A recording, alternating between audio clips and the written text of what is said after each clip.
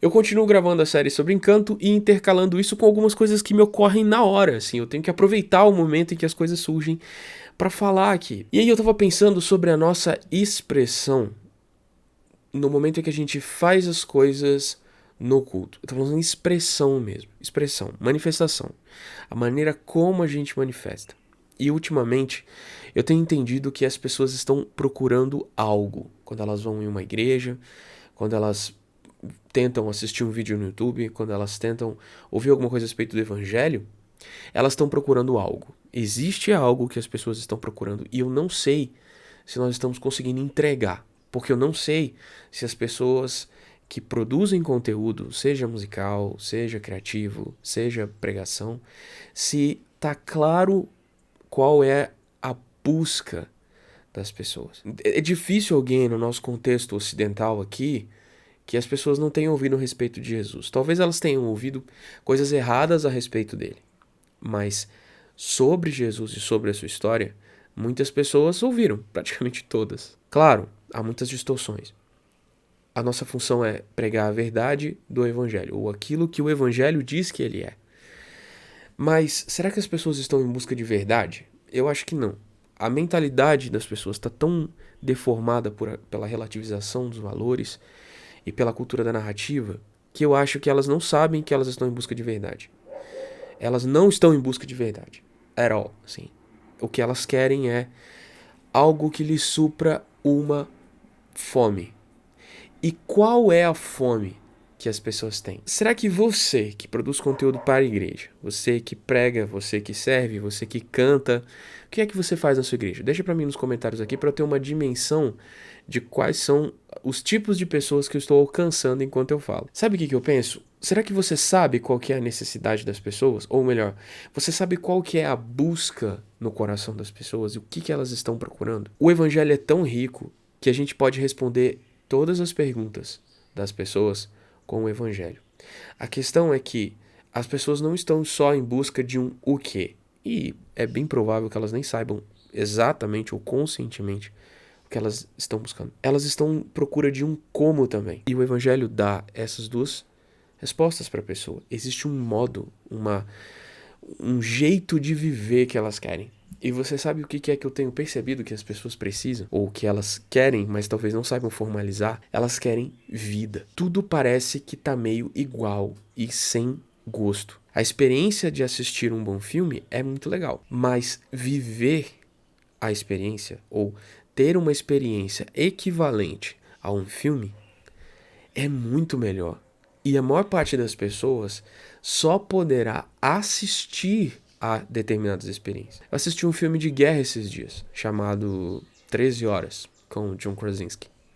Eu gosto muito do John Krasinski de graça, desde o The Office, mas enfim. É um filme sobre guerra, é um filme parado, não é um filme muito cheio de pirotecnia, mas é um filme que te faz sentir uma experiência. Qual é a experiência de estar cercado e não saber exatamente quais são seus aliados e quais são seus inimigos? Eu não vou viver essa experiência de uma guerra no meu tempo de vida. É bem pouco provável. Assistir algo me faz ter parte da experiência. Mas será que não seria muito melhor viver a experiência? Será que eu tenho, por assistir muitos filmes de guerra, eu tenho o suficiente para falar de o que é uma guerra? Por ter assistido esse filme, eu posso contar qual é a experiência de estar cercado? Assistir algo certamente não te dá a mesma profundidade que experimentar algo. E no fundo, o que as pessoas estão buscando é experiências que lhes deem sentido. Elas querem sentir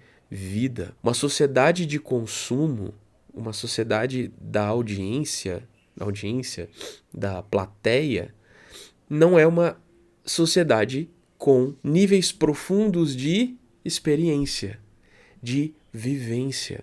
As pessoas não vivem as histórias que elas contam, elas só experimentam. E com o isolamento social, a gente intensificou muito esse processo e todo mundo agora é espectador.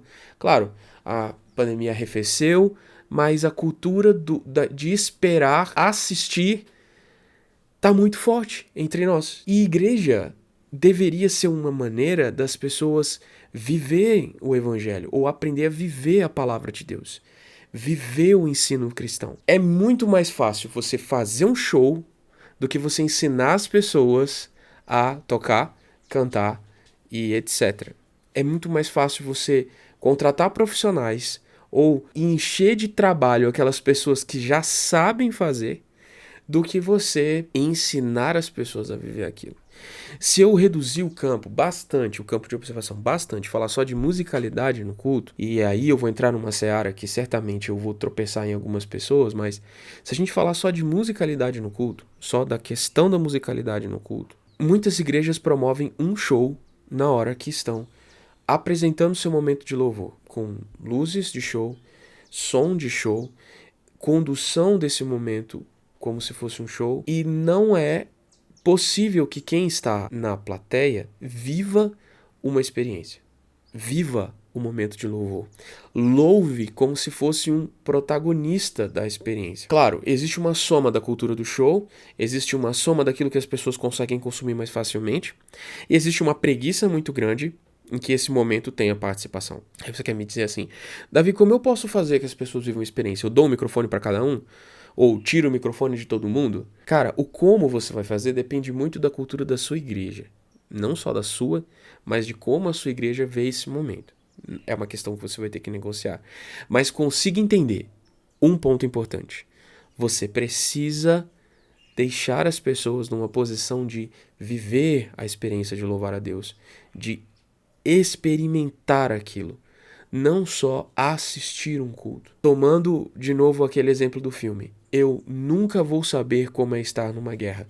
Assim como muitas pessoas, por não ter habilidade de cantar, por não saber tocar um instrumento, nunca vão viver uma experiência de louvar ao Senhor com música. Tudo que elas vão fazer a vida toda é assistir e ouvir. E aí me diz, será que o evangelho é sobre assistir as coisas ou viver as coisas? Então, como você planeja o seu momento de louvor no culto, tem por objetivo levar as pessoas a experimentar o louvor a Deus e louvar a Ele? Ou você tem por objetivo produzir um bom show em que as pessoas saiam dali satisfeitas por ter assistido algo? É como comer salgadinho. Você pode acabar com um pacote de salgadinho do famoso Isoporitos. Ah, é gostoso, é salgado, etc, etc, mas não te nutriu. E boa parte dos momentos do culto, especialmente relacionados ao louvor, têm sido feitos e planejados para ser um isoporitos na vida das pessoas, em que você lhes dá sabor, você lhes dá intensidade, você dá luz e som, mas ninguém vive a experiência de louvar a Deus.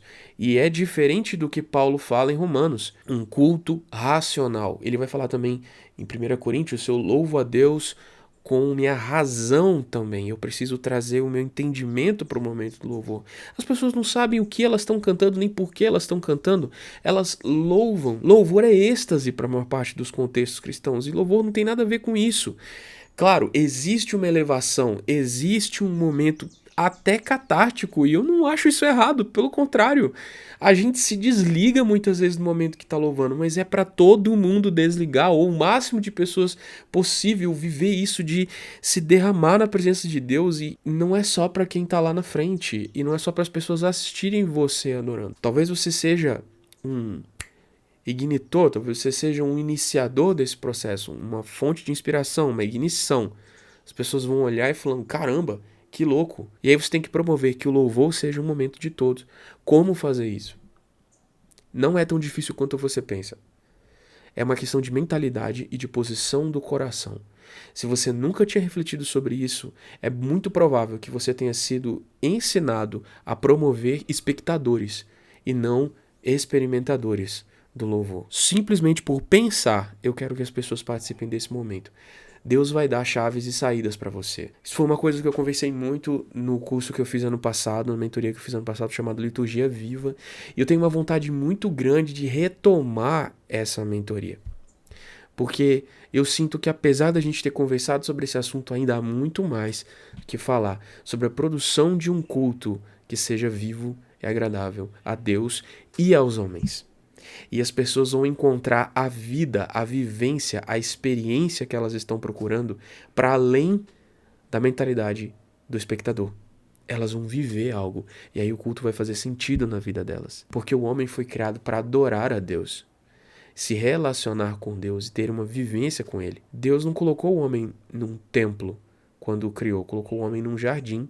E Deus participava da vida comum do homem. O momento do culto é um momento especial, em que a gente vive algo extraordinário, só que é para aprender a viver ali e levar aquilo para o dia a dia. A adoração acontece fora dos olhos dos outros, muitas vezes. Precisa ser parte de como nós vivemos. Adoração e louvor não são a mesma coisa, mas são consequentes. Se você gostou desse vídeo, não se esqueça de deixar o seu gostei para ajudar a gente nesse difícil retorno às manifestações públicas do evangelho no YouTube. Ou seja, eu recomecei a publicar e no começo é muito difícil. O YouTube não entrega se você clicar no gostei. Se você deixar o seu comentário, se você compartilhar, você pode compartilhar no seu Instagram. Agora todo mundo pode colocar link. Se você compartilhar, ajuda que mais pessoas vejam e o canal se torna mais relevante, estimulando a gente a produzir cada vez mais. Não se esqueça de me seguir, falei no Instagram aqui, me segue no Instagram lá e a gente pode conversar mais. Um abraço e até o próximo vídeo. Tchau!